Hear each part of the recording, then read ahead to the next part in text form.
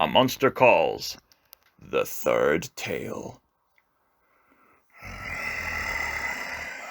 There was once an invisible man, the monster continued, though Connor kept his eyes firmly on Harry, who had grown tired of being unseen.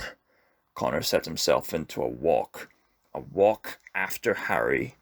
It was not that he was actually invisible, the monster said, following Connor, the room volume dropping as they passed. It was that people had become used to not seeing him. Hey! Connor called. Harry didn't turn around. Neither did Sully nor Anton, though they were still sniggering as Connor picked up his pace. And if no one sees you, the monster said, picking up its pace too, are you really there at all? Hey! Connor called loudly. The dining hall had fallen silent now as Connor and the monster moved faster after Harry. Harry, who had still not turned around. Connor reached him and grabbed him by the shoulder, twisting him around. Harry pretended to question what had happened, looking hard at Sully, acting like he was the one who'd done it. "Quit messing about," Harry said, and turned away again. Turned away from Connor. And then one day, the invisible man decided, the monster said, its voice ringing in Connor's ears, I will make them see me. How? Connor asked, breathing heavily again, not turning back to see the monster standing there, not looking at the reaction of the room, to the huge monster now in their midst, though he was unaware of nervous murmurs and a strange anticipation in the air. How did the man do it? Connor could feel the monster close behind him, knew that it was kneeling, knew that it was putting its face up to his ear to whisper into it, to tell him the rest of the story.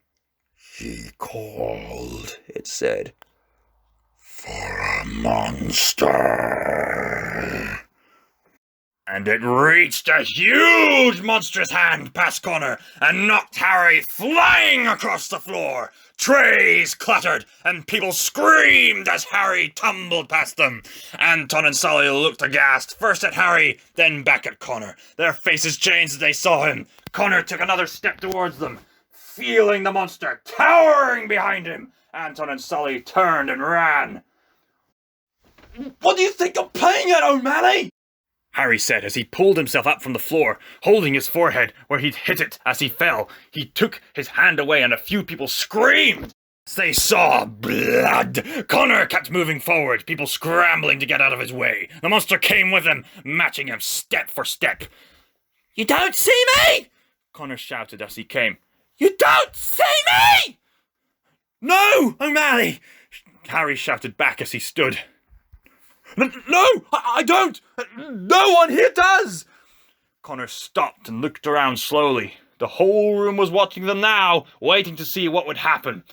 Except when Connor turned to face them, then they looked away, like it was too embarrassing or painful to actually look at him directly.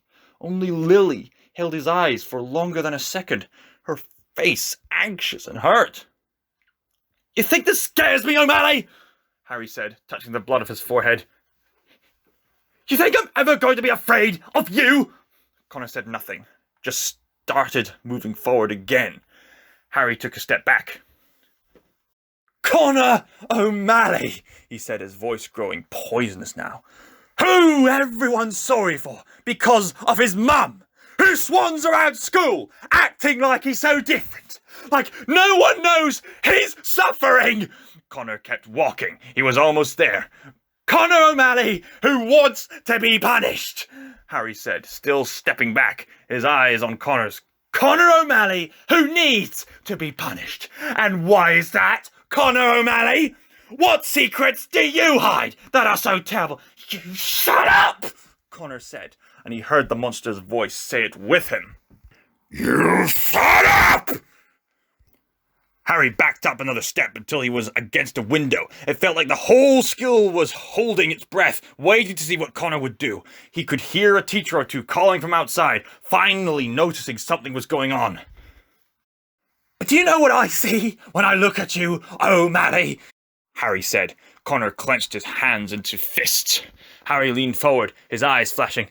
"I see nothing," he said. Without turning around, Connor asked the monster a question. "What did you do to help the Invisible Man?" And he felt the monster's voice again, like it was in his own head. "I made them see," it said. Connor clenched his fists even tighter. Then the monster leapt forward to make Harry see.